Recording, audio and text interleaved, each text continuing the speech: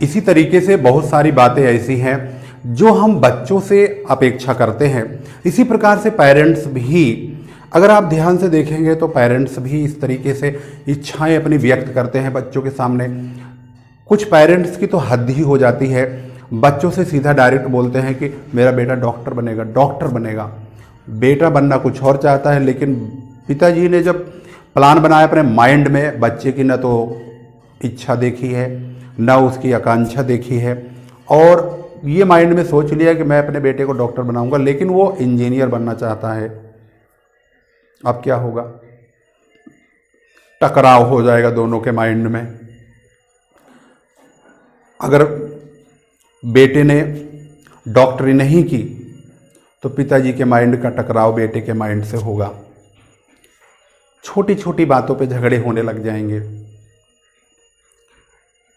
जबकि commerce line में अगर आप ध्यान से देखेंगे, इतना ज़्यादा स्कोप है, इतना ज़्यादा स्कोप है। इसके लिए आपको गूगल का सहारा लेना चाहिए, जिससे आप सिर्फ वहाँ पर ये लिखना है कि scope of commerce side. Commerce side अगर आप लिख देते हैं कि स्कोप क्या है, तो कॉमर्स साइड में बहुत लोगों ने बता रखा है कि कॉमर्स के बच्चे क्या क्या बन सकते हैं। आप किसी भी कंपनी के मैनेजर बन सकते हैं, चार्टर्ड अकाउंटेंट बन सकते हैं, कंपनी सेक्रेटरी बन सकते हैं, manager, finance manager, marketing manager, account manager बन सकते हैं। आजकल बहुत सारे कोर्सेज चल रहे हैं, कोर्सेज भी अकाउंट लाइन के ही चल रहे हैं, जिसमें टैली वगैरह को भी सिखाया जाता है, वो अकाउंट के बच्चों के लिए ही है।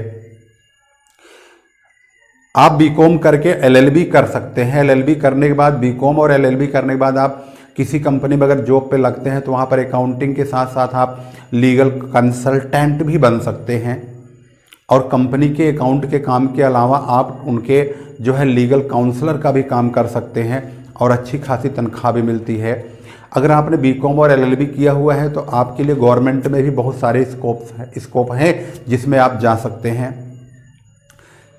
Chartered accountant, company secretary, CWA यानी कि कॉस्ट वर्क अकाउंटेंट, CMA यानी कॉस्ट एंड मैनेजमेंट अकाउंटेंटिंग का कोर्स कर सकते हैं आप। मतलब कहने का कि कॉमर्स का स्कोप बहुत है।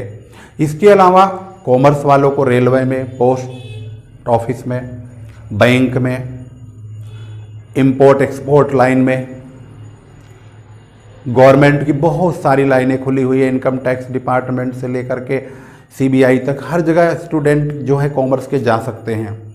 कोई ऐसा भी इलाका नहीं बचा हुआ है जहां पर कॉमर्स के बच्चों की डिमांड ना हो। लेकिन इन सभी डिमांड्स को फुलफिल कर सकते हैं आप, लेकिन आपको इन सब की नॉलेज होना बहुत ज़रूरी है। जब तक अगर आपके पास नॉलेज नहीं होगा तो आप कामयाब नहीं होंगे। अगर आपने मान लेता हूं मैं कि बीकॉम कर लिया, MCOM भी कर लिया, लेकिन आप फिर भी बैठे हुए हैं, तो आप ये सोचिए कि आपको नॉलेज नहीं है कि आपको मतलब नौकरी कहाँ ढूंढनी चाहिए, जॉब कहाँ मिलना चाहिए, जॉब कहाँ मिलेगा।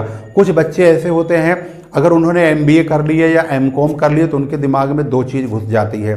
पहली, जॉब करेंगे तो 1 लाख रुपए महीने की, नहीं तो करेंगे ही नहीं। अब ये जो दो बातें घुस जाती हैं, अब सोचिए अकाउंट लाइन एक ऐसी लाइन है जहां पर एक्सपीरियंस के साथ साथ पैसा बढ़ता चला जाता है। अगर आप जब जॉब करेंगे ही नहीं तो एक्सपीरियंस कहां से होगा। अब बहुत सारे बच्चे ऐसे होते हैं जो जॉब नहीं करते हैं, लेकिन एक्सपीरियंस भी नहीं मिलता है उनको, तब वो घर बैठ जाते हैं और दुकान वगैरह खोल करके परचून वगैरह की ऐसे ही आलतू फालतू काम करने शुरू कर देते हैं, जो कि उनके लायक वह काम नहीं होता है। सपने कुछ और देखते हैं, फिर भी उस काम को करने लगते हैं। हद तो तब हो जाती है जब वो लड़का दूसरे लड़कों को भी ये सलाह देता है MBA कर मत लियो भाई, मैं करके बैठा हूं, देख लो दुकान खोल के बैठा हूं, MBA कर रही है मैंने, MBA नौकरी ना मिली मेरे को। अब क्या करोगे आप? इस प्रकार से जब आप ऐसे लोगों से सामना होगा तो आपकी भी फूंक निकल जाएगी, फूंक। आप सोचोगे यार मैंने तो फार्म खा एडमिशन ले लिया, जब इसकी नौकरी नहीं लगी मेरी तो लगेगी क्या खाक, ये तो मेरे से बहुत पढ़ा लिखा लड़का लगता है। क्या लगता है आपको?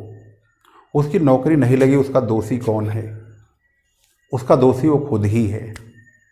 क्योंकि जब अगर आपके पास नॉलेज है, आपने अच्छी पढ़ाई की है, अच्छी गाइडलाइन के साथ अगर आप आगे बढ़ रहे हैं, तो आपको यकीन है कि कामयाब होने से कोई नहीं रोक सकता है। क्योंकि अगर आपने अच्छी सोच, अच्छी विचारधारा और अच्छी पहल की है तो आपको जरूर जॉब जरूर मिलेगी और आप सफल भी होंगे, और सफल भी बहुत अच्छी हालत में होंगे। ऐसा भी नहीं टुच्ची मुच्ची हालत में होंगे, क्योंकि आपकी सोच अच्छी है और आपने दृढ़ संकल्प किया हुआ है। आप बिल्कुल फुली अपने माइंड में फाइनल कर चुके हैं कि मैं सही ढंग से हूँ, सही चल रहा हूँ, सही मार्गदर्शन के साथ हूँ, आगे बढ़ रहा हूँ। चार्टर्ड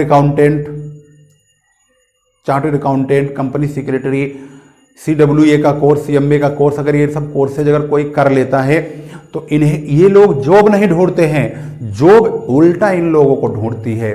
तो आप लोगों को इस प्रकार से अपने आप को मेंटेन करना है कि आप जॉब को ना ढूंढे, जॉब आपको ढूंढे, तब कहा जाएगा कि हाँ आप नॉलेजफुल हैं। जब कोई student IAS, PCS, SSC, UPSC इन तमाम एग्जाम्स को देता है तो उसमें दो प्रकार के कैटेगरी के स्टूडेंट होते हैं।